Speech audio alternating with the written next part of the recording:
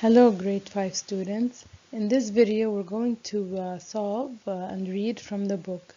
So it's going to be a reading session, and I'm going to be assigning some exercises related to the plant and animal kingdom from your science book.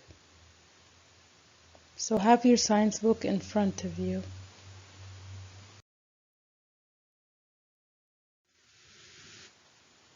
Page 180 is talking about the plant kingdom.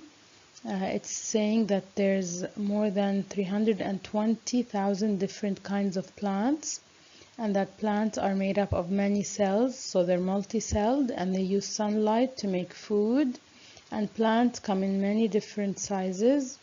They are grouped according to the parts they have. So do they have tubes or not? Do they have cones? Do they have flowers or fruits? So they are grouped according to the structures or parts they have.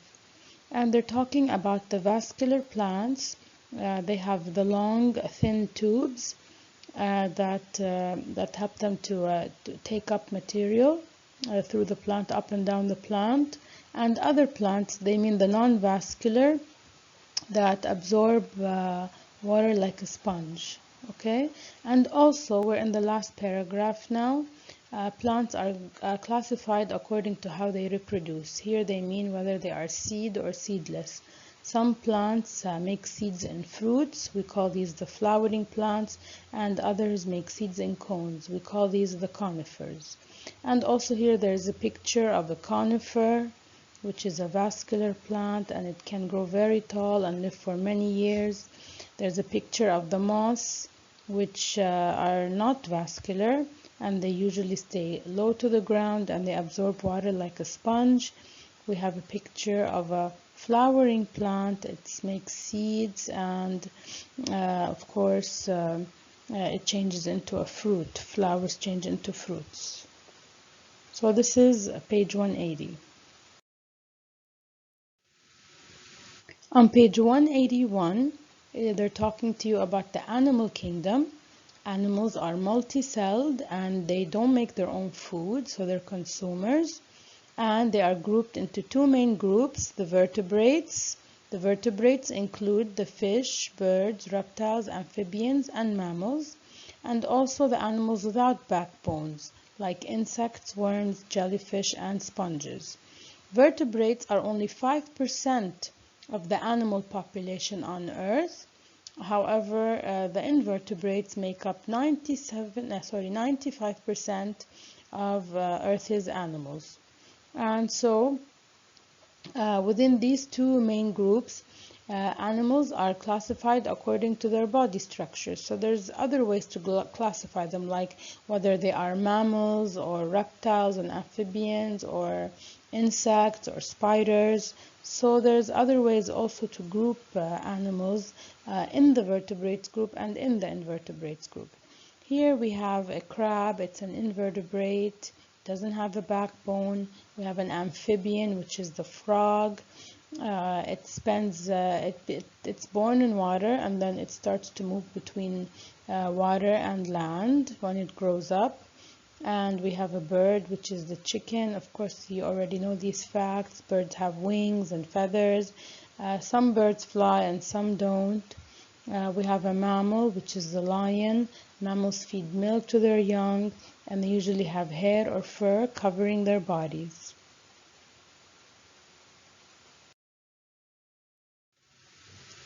Now, page 186, you have to solve it. You just have to write what kingdom each organism shown belongs to.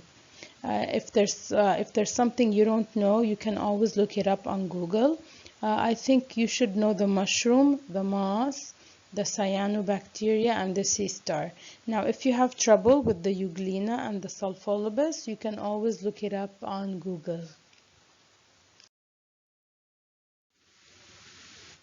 Okay, now we're on page 188. We have exercises 4 and 5. In number 4, you have to circle the organism that's classified as a plant.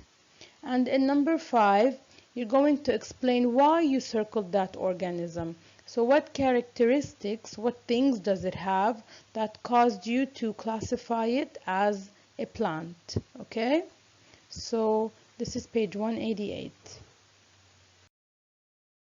On page 192, we're going to do some more reading about non-vascular plants. It's just repeating what we already know. Non-vascular plants such as mosses, liverworts, they're very simple plants. They don't have tubes, they don't have roots, stems, or leaves. In the pictures, you can see the liverworts. They're shown, and they're telling you that they don't have vascular tissue. They usually live in damp places and they don't grow very tall. So read this page very well. Make sure to highlight the pages we are reading, okay?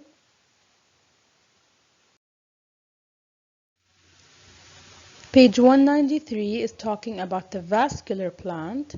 In the picture here, we can see a pepper plant. It's a vascular plant.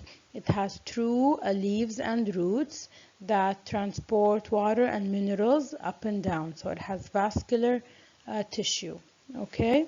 And they're just telling you what you already know about vascular plants, that they have vascular tissue to carry water and nutrients and sugar across long distances, so we can have a very tall tree and that there won't be a problem, okay, because tubes can carry materials across long distances, okay. And so you're just going to read this page and highlight it. They're comparing the vascular tissue to a straw, and most of the plants around us, including trees and grasses and shrubs, are vascular plants. Okay, in the corner here, the xylem and the phloem, that's the scientific name of the tubes. Okay, now it's the first time you see these, the xylem and the phloem. The xylem is the tube that carries water and nutrients upwards. So now we're giving them names. We're no longer saying just vascular tissue. They have scientific names. It's the xylem, X-Y-L-E-M, and the phloem, P-H-L-O-E-M. So the xylem is the tube that carries water and nutrients upwards from the roots to the leaves. The phloem is the tube that carries sugar downwards from the leaves down to the stems and roots. Okay, so please highlight, xylem carries water and nutrients from the roots to all other parts of the plant. Phloem carries sugar from the leaves to the rest of the plant. On page 194, we just want to read and highlight this part about a spore. A spore is a single reproductive cell that can grow into a whole new plant.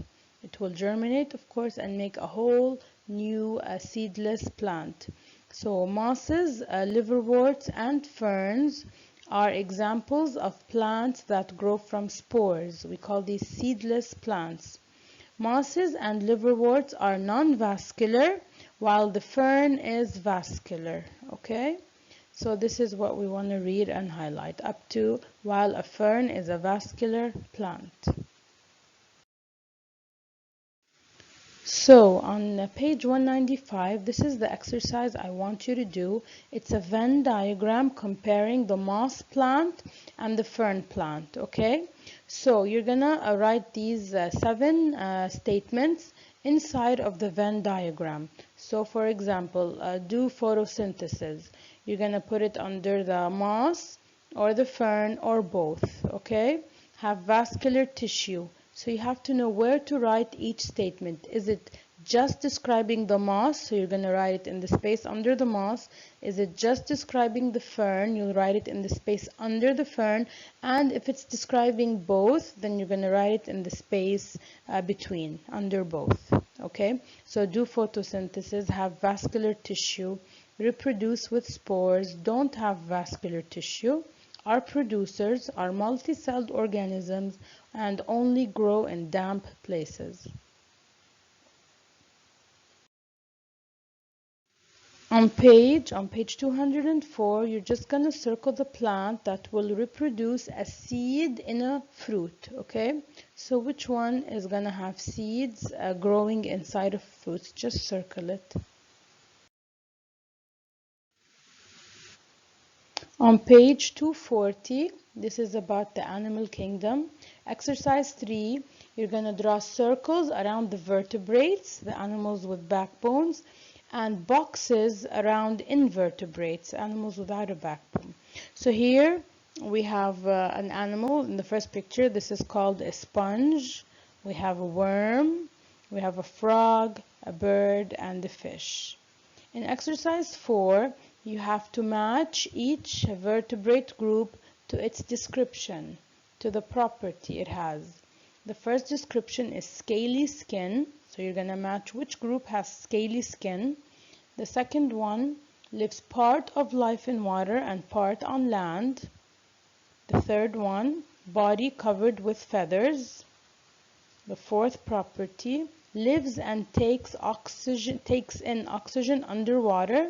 And the last one, young drinks milk from mother. So just match each vertebrate group with its description. On page 242, you have two multiple choice questions. Just circle the correct answer. Number 9, you have a part shown in the picture. Some plants make this part. You're going to circle what is the function of this part, its job. Number 11, animals can be classified as vertebrates or invertebrates. You're going to circle the structure that only vertebrates have.